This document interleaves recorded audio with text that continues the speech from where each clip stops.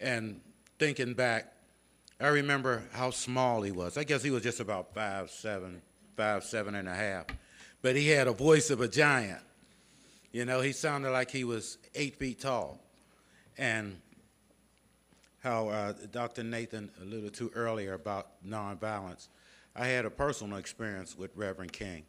Uh, it was in the year 1966, and he had led a protest against Alcoa Aluminum, their headquarters, because they didn't hire any blacks.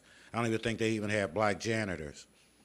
So I remember marching around the building, singing "We Shall Overcome" and the Negro National Anthem. When a rain of spit just came, they employees opened up the windows, and this was in the north in Pennsylvania, and a rain of spit just came down on us. And it was a lot of my high school mates that was there, and so, being young, being a teenager, we wanted to go back into the building and start, you know how that goes.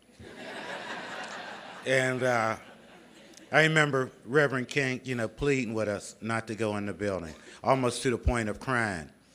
You see, because in 1966, 67, 68, Reverend King's popularity in the black community was on the wane, because that's when the Black Power movement and everything came in. And so I could remember looking in his face and just seeing such sorrow, and almost tears.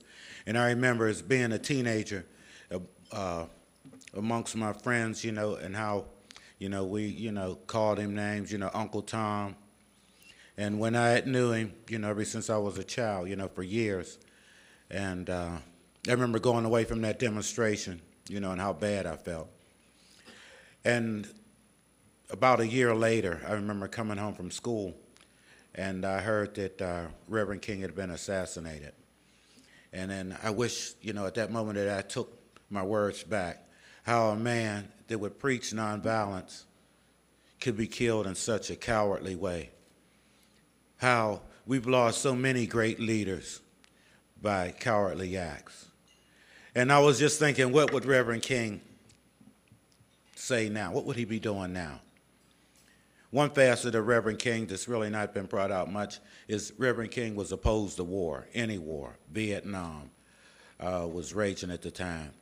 And I think if Reverend King was alive today, he would say there's too much hate in this world. The world is in one of the most dangerous times in the history of mankind, where there's war, rumors of war all over the globe, where one religious group hates another religious group, and we cannot continue as mankind on the path that we're going.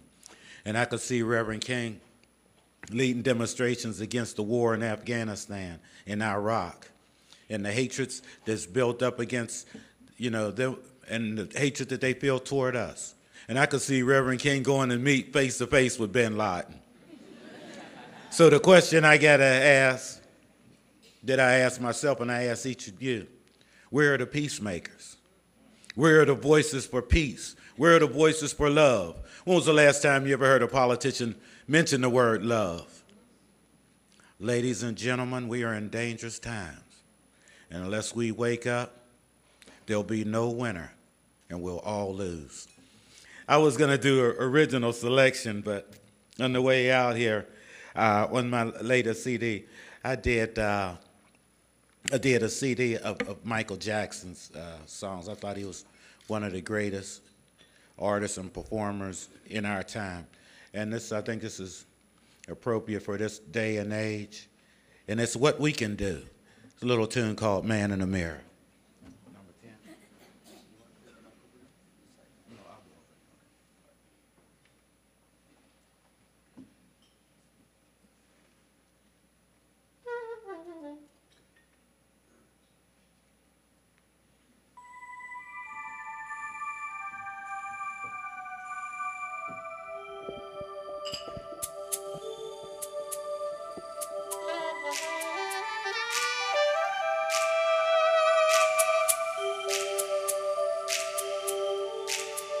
It's gonna feel real good, gonna make a difference.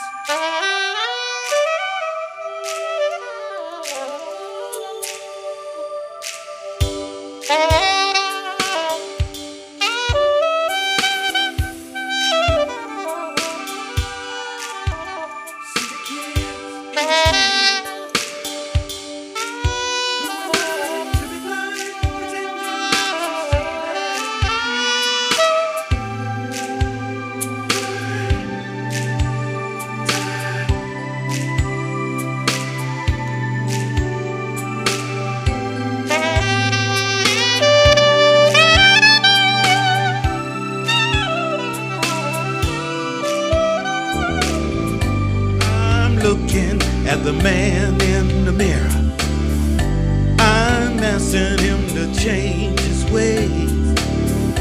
No matter the thought couldn't be clear. If you want to make the world a better place, take a look at yourself and make that change. Wow, na na na.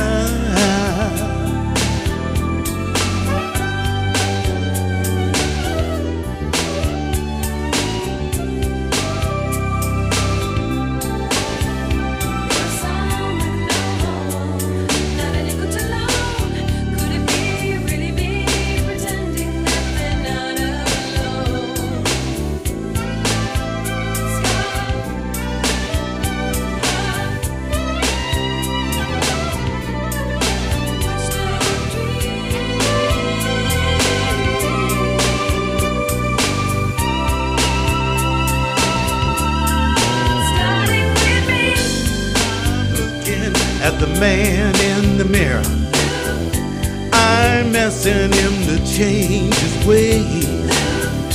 No matter the thought couldn't be clear. If you want to make the world a better place, take a look at yourself and make that change.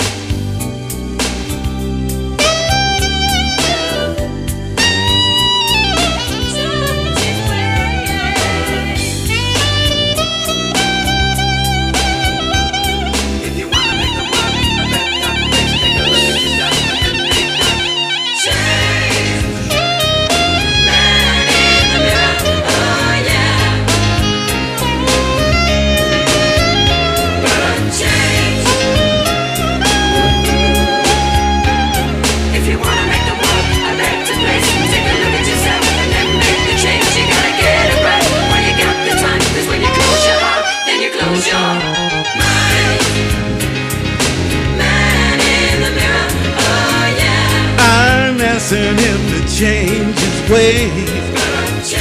No matter the thought couldn't be clear. If you want to make the world a better place, take a look at yourself and make that change.